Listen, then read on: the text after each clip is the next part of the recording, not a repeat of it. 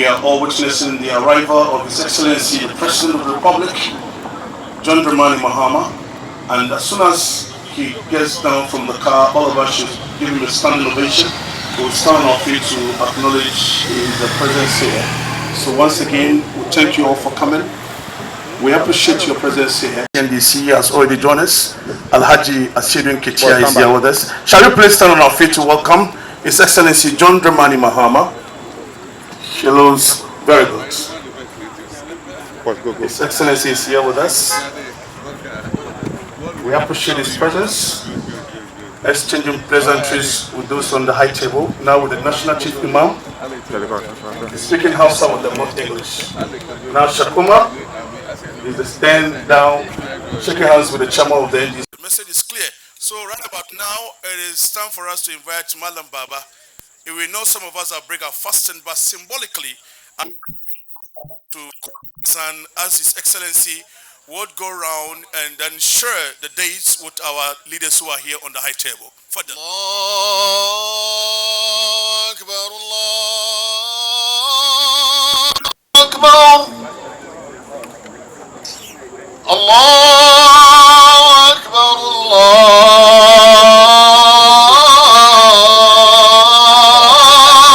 Akbar. أشهد أن لا إله أشهد أن لا إله إلا الله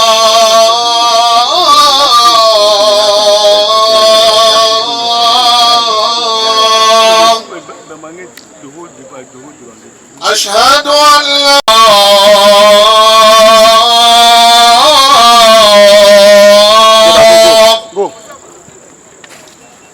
حي على الصلاة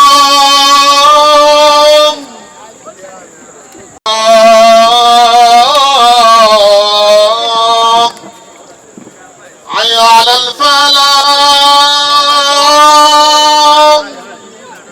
حي على الفلاح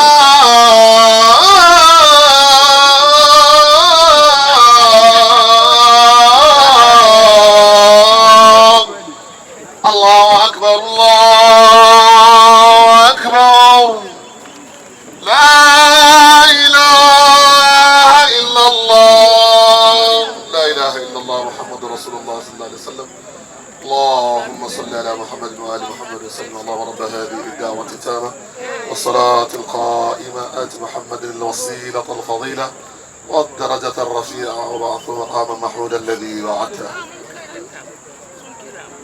So, Jamal, we want to turn with a Muslim greeting of peace. Assalamu alaikum wa rahmatullahi ta'ala wa barakatuh. I wish to welcome our Muslim Ummah, and let me particularly single out our National Chief Imam Sheikh Nuhu Sharbutu and the leaders of the various Muslim denominations, Sheikh Umar, Sheikh Kamaldeen, and Mulvi of the Ahmadiyya Muslim Mission, Muldi bin Sali. I wish to welcome you to the presidency, the seat of government, in this important Muslim event of breaking the fast. It is with immense gratitude to Allah that I welcome you all to this special evening of iftar. The blessed month of Ramadan is a period of deep reflection, sacrifice, and renewal, and it is a time when we strengthen our faith through fasting, prayer, and acts of charity. It's also a time to reflect on our responsibilities not only to ourselves and our families, but to our communities and our nation. The principle of self-discipline, compassion, and unity that Ramadan instills in us are the very principles that must guide us as a nation as we embark on a new journey to reset Ghana.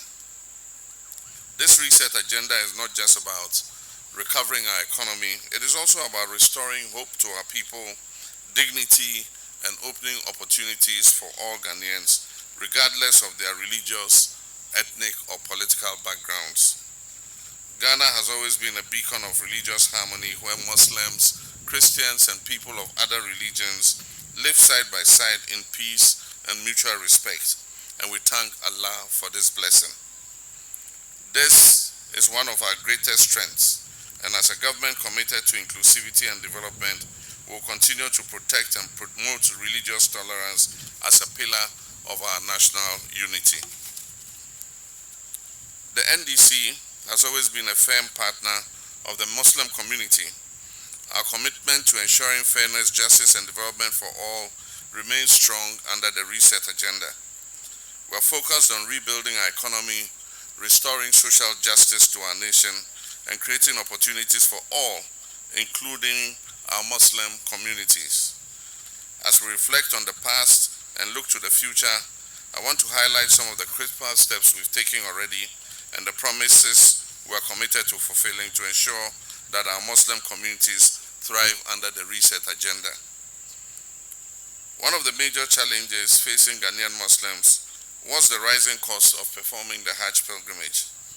Recognizing this burden, our government took decisive action to reduce the Hajj fare from a high of 75,000 Ghana cedis to 62,000 Ghana cedis, allowing more Ghanaian Muslims, especially the elders and those who have saved for years, to embark on this important religious journey. This intervention aligns with our broader goal of ensuring fairness in national policies and making sure that all citizens, regardless of their financial status, can fulfill their spiritual obligations. For years, Ghanaian pilgrims preparing for Hajj faced poor accommodation and logistical difficulties before they embark on the holy journey. Under the Reset agenda, the Ghana Airport Company is constructing a transit terminal which would be used as a Hajj village during the Hajj period and as a comfortable transit center before departure. But let me point out that the transit center will be available in periods after Hajj, outside Hajj, to other passengers in transit through Kotoka Airport.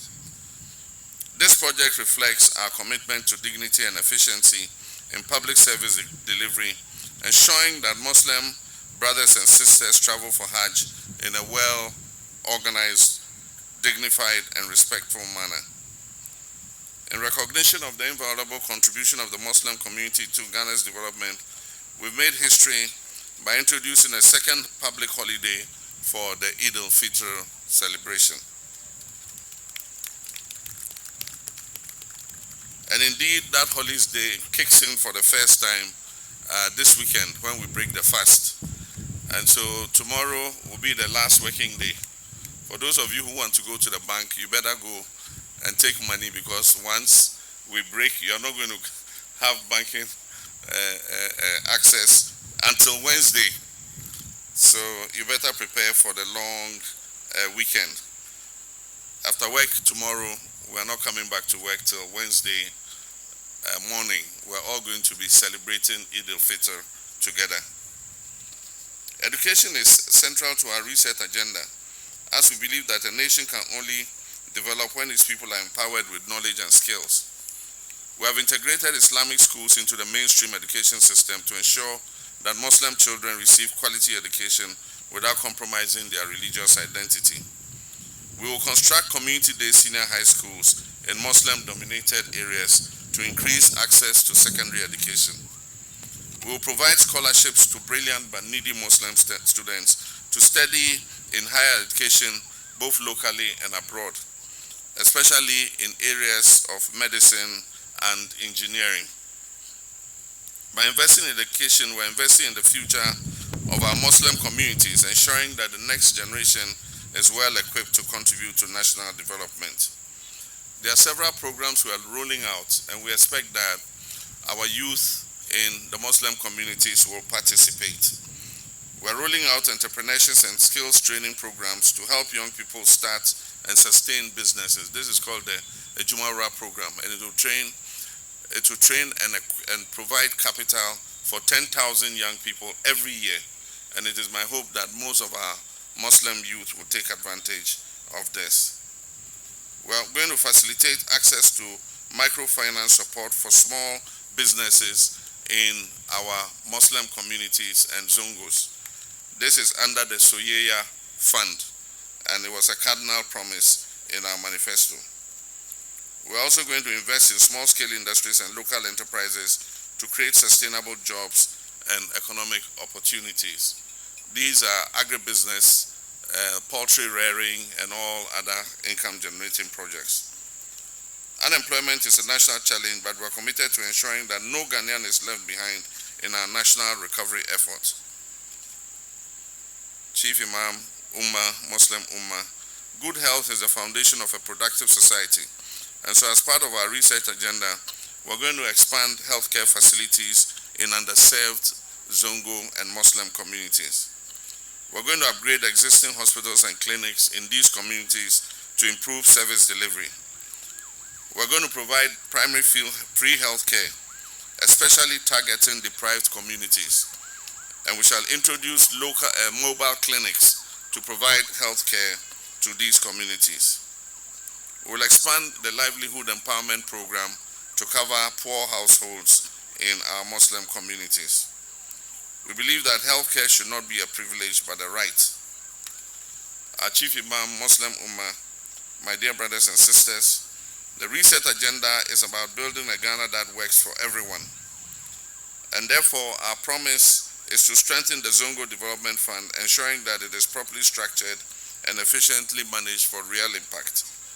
Expand support for Islamic education and religious institutions, ensuring that Muslims have the resources they need for both spiritual and academic growth.